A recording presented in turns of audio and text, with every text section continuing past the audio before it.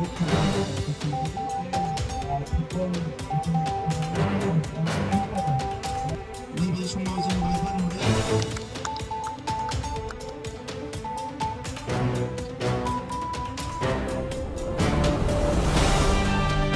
Library ইয়াত পঞ্চমবাৰৰ কাৰণে চন্দ্ৰ দিবাকৰ Narzary memorial football tournament আয়োজন কৰিছে আৰু আজি প্ৰথম খেলত দতমা আৰু জাৰাগুৰি দুইটা টিম ইয়াত খেলত অংশগ্ৰহণ কৰিছে আৰু সুন্দৰ খেল আৰম্ভ হৈছে। মই আয়োজকসকলক ধন্যবাদ জনাইছোঁ যে তেখেতসকলে এই গ্ৰাম্য অঞ্চলত আমাৰ গ্ৰাম্য অঞ্চলৰ যুৱ যুৱতীসকলক উৎসাহ দিবৰ কাৰণে ইমান সুন্দৰ এটা টুৰ্ণামেণ্ট আয়োজন কৰিছে। ইয়াৰ কাৰণে মই ধন্যবাদ জনাইছোঁ আৰু বিশেষকৈ চন্দ্ৰ দিবাকৰ নাৰ্জাৰী তেখেতৰ স্বৰ্গীয় আত্মাৰ প্ৰতি মই শ্ৰদ্ধা জনাইছোঁ।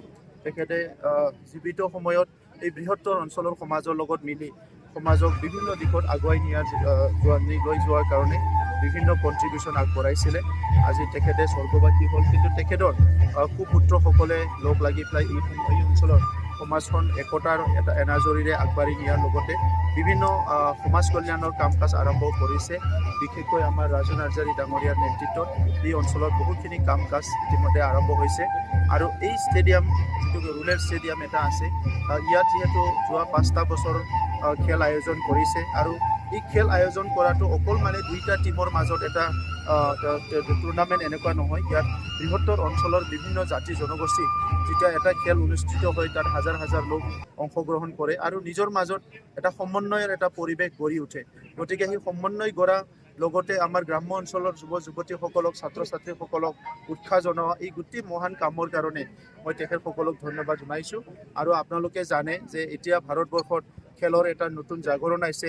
ভাৰতৰ প্ৰধানমন্ত্ৰী ডাঙৰীয়াই খেলো ইণ্ডিয়া এটা ডাঙৰ মিছন আনিছে। আমাৰ অসমত খেলৰ এটা ডাঙৰ জাগৰণ আৰম্ভ হৈছে। মুখ্যমন্ত্ৰী ডাঙৰীয়াই খেল মহাৰণ আৰম্ভ কৰিছে। আমাৰ বিটিআৰ অঞ্চলতো বিভিন্ন খেল ধেমালিক উৎসাহ দিয়াৰ কাৰণে বিটিআৰ চৰকাৰে ডাইৰেক্ট আমি ছাপোৰ্ট কৰি আছোঁ। আমি ইতিমধ্যে ডুৰাণ্ড কাপ অনুষ্ঠিত কৰিলোঁ। যোৱা বছৰ সন্তোষ ট্ৰফি হৈ গ'ল।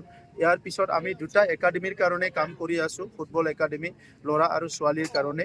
গতিকে বিটিআৰ অঞ্চলটো খেল জগতখন আগুৱাই নিয়াত এই বিন্নাকান্তা অঞ্চলৰ ৰাইজ আৰু ইয়াৰ যি আমাৰ এটা এই কমিটি বনাইছে তেখেতসকলে বিন্নাকান্তা মৌজা কাম লাইব্ৰেৰী যিটো কমিটি তেখেতসকলক ডাঙৰ এটা কণ্ট্ৰিবিউশ্যন আগবঢ়াইছে। মই তেখেতসকলক ধন্যবাদ জনাইছোঁ আৰু এই যে ষ্টেডিয়াম আছে এই ষ্টেডিয়ামখন উন্নতিকৰণ কৰাৰ কাৰণে পেভিলিয়ন নিৰ্মাণৰ কাৰণে আমি বিটিআৰ চৰকাৰৰ পৰা এটা এমাউণ্ট এটা ইয়াতে চেংচন কৰা হ'ব।